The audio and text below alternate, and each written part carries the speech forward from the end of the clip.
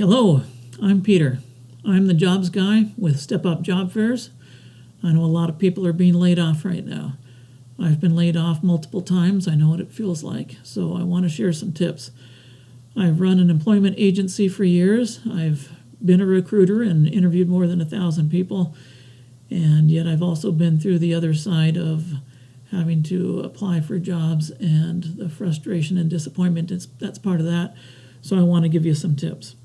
But before we get into how to find a job, I want to share a little bit about how to survive getting laid off, because that's a challenging time. First, I recommend just go file for unemployment. It's going to take a couple of weeks before a check comes. You might as well get the process started. And besides, when you first get laid off, sometimes you feel so shaken up that you don't know what to do next. This is something that is kind of a no-brainer. You can just go and get filed.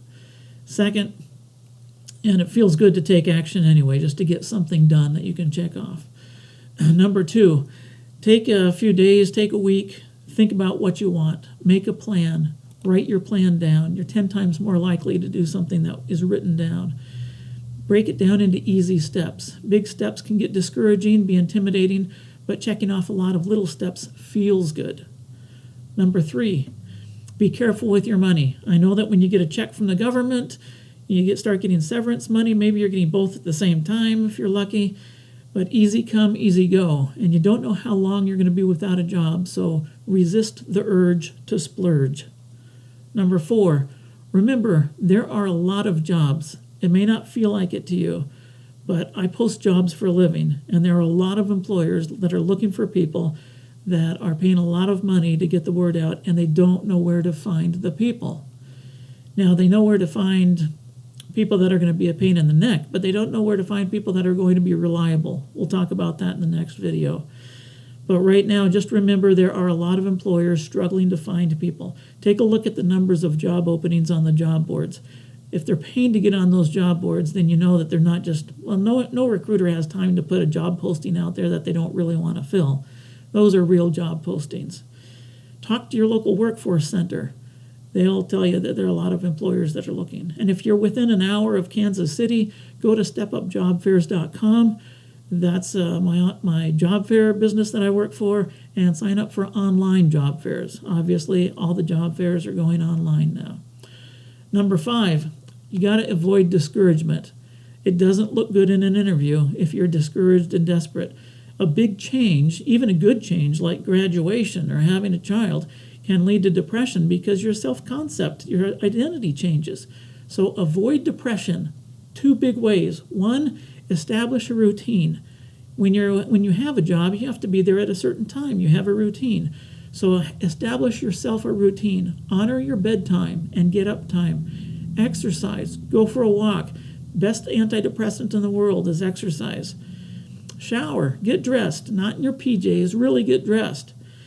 Work your plan. You've got the plan that you made to find a job. Work your plan. If you take a step every day, you'll never go to bed feeling like the day was a waste.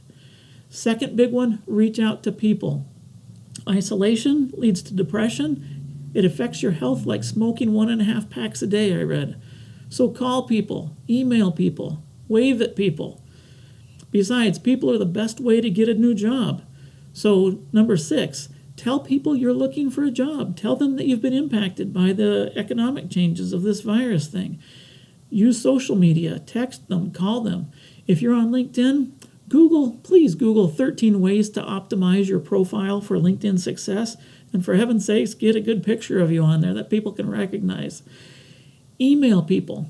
Send them your resume and just ask. You don't want to be a big burden, so just ask for a 60-second glance at your resume. Don't make a big deal out of it. And tell them, will you please tell me if there's anyone you think I should talk to? That way you're not making a big burden of yourself. They'll want to help you. Everybody's been in that position looking for work. They'll know, and besides, even if they don't tell you somebody to talk to, they'll know that you're looking, and they'll be impressed that you're doing something about it. And they'll have your resume. They may share it with somebody. And if you ask, they may give you a suggestion on how to improve it.